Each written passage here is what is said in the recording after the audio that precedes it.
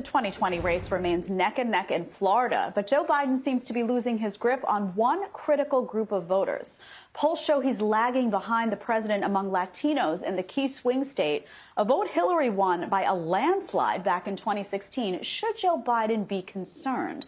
Let's ask Florida Lieutenant Governor Jeanette Nuñez. Jeanette, welcome to the show, as always. So obviously people are a little bit suspicious of polls after 2016, but if these polls are accurate and conveying a trend, why is Joe Biden underperforming with Latinos?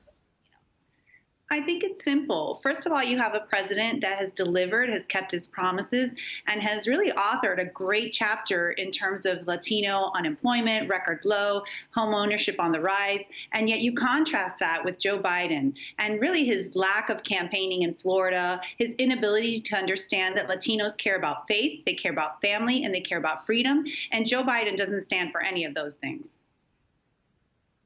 So you mentioned some of the issues, faith, family, and freedom. What specifically are Florida voters, Latino voters in particular, looking at right now? Obviously, the economy would be a chief issue.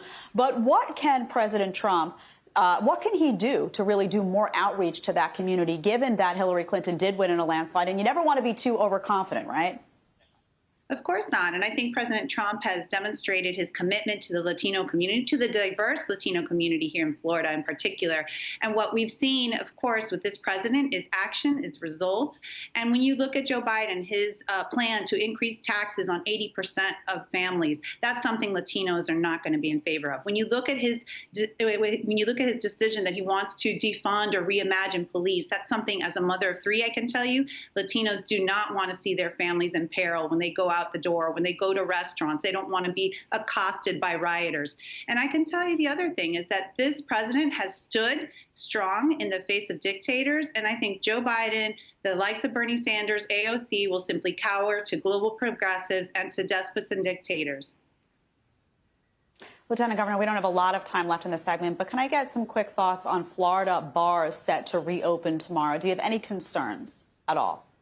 Well, we've looked at that for a long time. The governor has been very diligent in making sure that the plans that we put forward in terms of reopening are safe, smart, and step by step. And so we have heard from a lot of these business owners. They want to do things the right way. And I have confidence that Floridians are going to know not only how to conduct themselves, business owners know how to protect their employees and their patrons.